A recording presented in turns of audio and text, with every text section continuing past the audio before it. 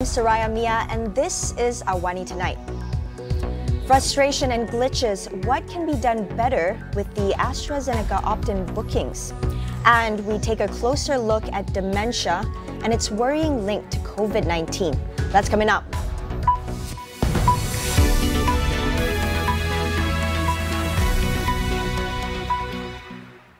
Malaysia sees another record in COVID deaths and infections today.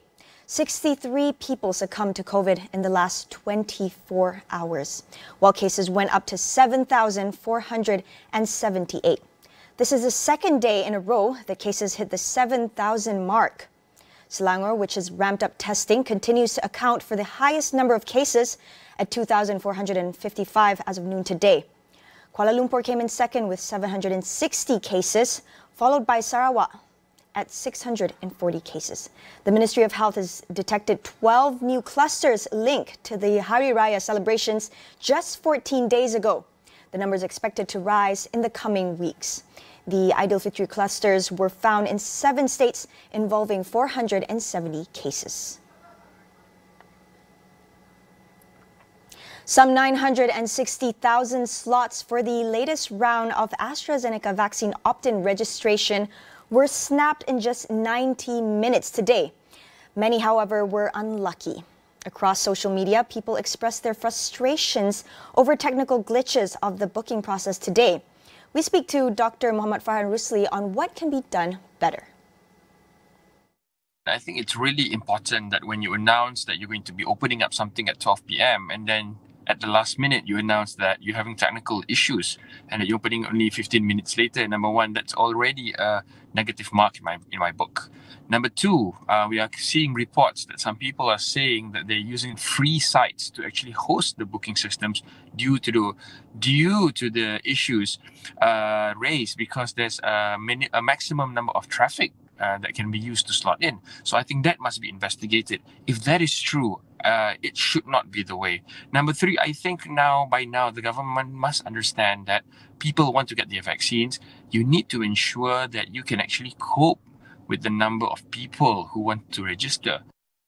Dr. Farhan suggests for the government to prioritize more vulnerable groups by lowering the age for vaccination bit by bit to ensure less competition for the vaccines. How can you improve it? Why not you bring down the age step by step? Because as it is, you need still to focus on actually vaccinating the vulnerable people first. So if it was 60 years old in the beginning, perhaps you should drop it by perhaps 5 years first and then another 5 years. So 55 and above, 50 and above. So in this way, you ensure that the people who should be able to get it can get the vaccines rather than competing with all the 18, 19 healthy people who could actually wait a bit more longer to get their vaccinations done. Whether it's vaccine hesitancy, supply, or rollout, effective communication plays an important role. Tonight on Consider This, we ask our guests about rethinking our comms approach. Pasir Salah MP Datuk Seri Tajuddin Abdul Rahman has been removed as Prasarana Chairman. In a statement, the Ministry of Finance said the removal takes effect immediately. The ministry thanked Tajuddin for his service and contribution.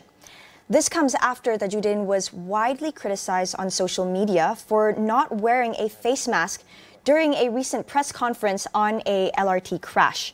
He was also criticized for his lack of sensitivity in managing the victims of the crash that injured over 200 passengers, including 6 in critical condition. 25% of COVID-19 related deaths worldwide were of people with dementia. CEO of Alzheimer's Disease International, Paula Barbarino, said this reveals a worrying link of the coronavirus to neurological diseases. There are certain signs that we are starting to see.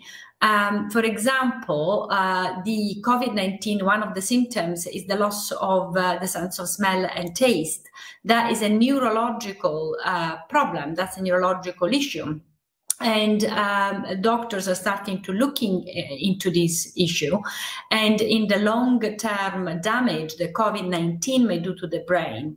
Indeed, some of our neurologists on our scientific panel are starting to see people coming now seeking diagnosis of dementia quite in early age, who are diagnosed with Alzheimer's or dementia and are clearly they have had COVID in the last year. So there is no immediate link that has been discovered yet, but certainly is starting to form some worrying thoughts in our mind on whether COVID may have had a higher neurological impact than we expected, and that may cause then to an increase of the number of people with dementia. This stresses the importance of all countries, including Malaysia, to look deeper into dementia, which is a common cause of Alzheimer's disease. It's extraordinarily important. I've been to Malaysia myself, I visit care home, and I've seen the work of volunteers on the ground.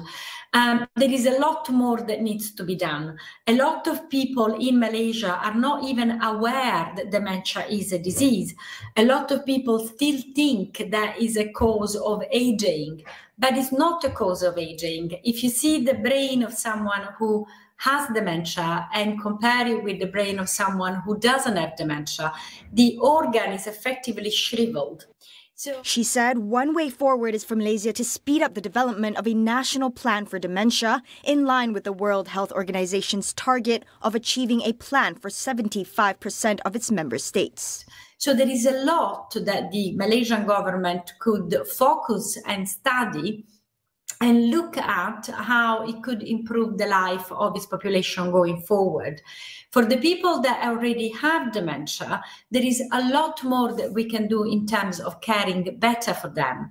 For example, in certain settings, people are medicated where actually understanding of the underlying cause of why, for example, they may be agitated could essentially address their needs without the need for medication. This is what we call patient-centered care. We'll take a short break. Stay with us.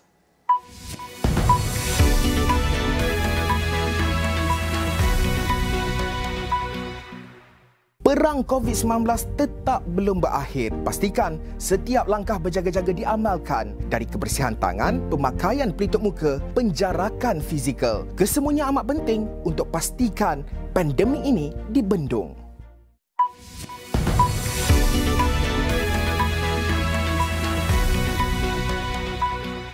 Welcome back. A powerful cyclone, the second to hit India in less than 2 weeks, has made landfall in the country's eastern coast, forcing some 1.5 million people to be evacuated. Cyclone Yas has already caused several deaths and damages thousands of homes. Described as a very severe cyclonic storm, Cyclone Yas has sustained winds of up to 140 kilometers per hour, gusting to 155 kilometers per hour.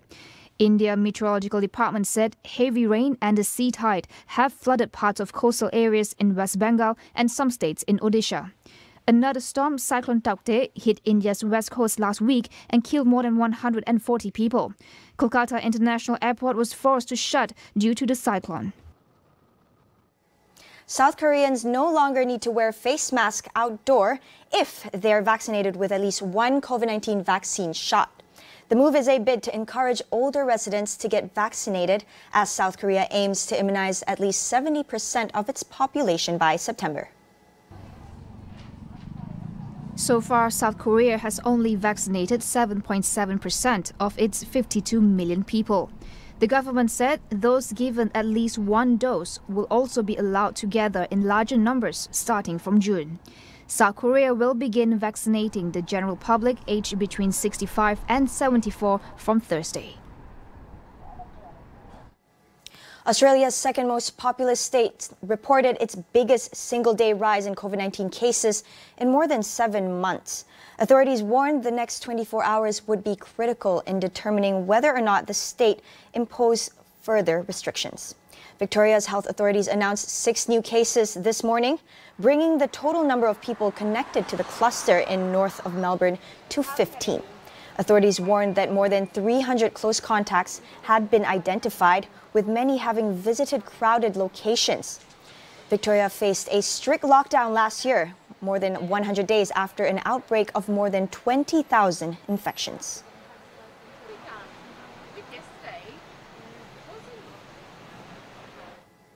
For the first time, Taiwan directly accused China of blocking a deal with Germany's BioNTech for COVID-19 vaccines. China has repeatedly denied trying to block vaccines for Taiwan and instead has offered to provide them itself as a gesture of goodwill. While Taiwan has previously said it had been unable to sign a final contract with BioNTech, it had only implied that Chinese pressure was to blame. Taiwan has millions of vaccine doses on order from AstraZeneca and Moderna, but has received only slightly more than 700,000 doses. To date, Taiwan has only been able to vaccinate about 1% of its population. Taiwan further tightened restrictions on Wednesday to control COVID-19 cases, including banning in-restaurant dining, as it reported another rise in infections. The wait is finally over. One day left till cast members of the beloved 90s sitcom Friends return to the screen. The long-awaited Friends The Reunion special will air tomorrow on HBO Max. Joining us to share in on the excitement is longtime fan Agnes Rosario, Director of Content at Astro. We're so excited about this. I think we first heard about the Friends reboot, or I should say the Friends reunion, sometime last year, and that was through Jennifer Aniston's IG account. She launched her IG account with just a picture of her and the Friends cast, and I think she reached 1 million followers. She broke the record for reaching 1 million followers then. But basically, I mean, what do you have to look forward to? I mean, from the trailers, it's just really, really exciting because it's showing, the Friends cast taking a walk down memory lane, visiting Monica and Rachel's apartment, visiting Central Park, and also reenacting certain scenes. And I mean, it's really special because the Friends cast has never gotten together since the show ended in 2004. So I think there's all this pent-up demand. Everybody's been wanting for this to happen. The Friends reunion will also feature guest stars and A-list celebrities such as David Beckham, BTS, James Corden, Justin Bieber, Lady Gaga, and many more. The Friends reunion was literally a must-have. We'd been talking to HBO about it for the last year, ever since we saw this on Jennifer Aniston's IG. And then, I mean, we've been bringing in a whole lot of great specials from HBO, from The Undoing with Nicole Kidman to The Flight Attendant, which was so much fun. And then lately, we've also had The Nevers and Mayor of Easttown, and there's more to come. And all MoviePack customers get this as part of their subscription. But more exciting as well for the MoviePack customers is that we've got Disney Plus Hotstar launching on the 1st of June. So everyone, please create your Astro IDs and then, authenticate with your mobile numbers on the 1st of June so that you can start streaming. We're really, really excited about that. Catch Friends The Reunion, available the same time as the US from 3:01 p.m. 27th May 2021 on Astro via On Demand, Astro Go, or HBO Go. You can also watch the encore on the same day at 9 p.m. on TV via HBO Channel 411, Astro Go, or HBO Go. That is all on AWANI Tonight. Get the latest news updates on COVID-19 and COVID-19 vaccines from astroawani.com and Astro AWANI app. I'm Saraya Mia. On behalf of the AWANI Tonight team, we'd like to wish a happy Wesak Day to those celebrating. We'll see you tomorrow.